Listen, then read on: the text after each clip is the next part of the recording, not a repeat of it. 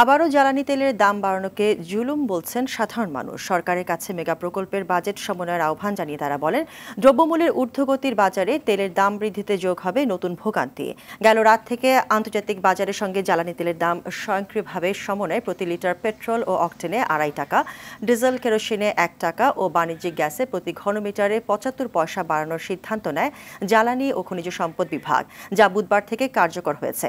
পরিবহন সংশ্লিষ্টরা জানান, পণ্য পরিবহনে বাড়তি ভাড়া আদায় করতে হবে তাদের, ফলে নিত্যপণ্যের দাম আবারও বাড়তে পারে।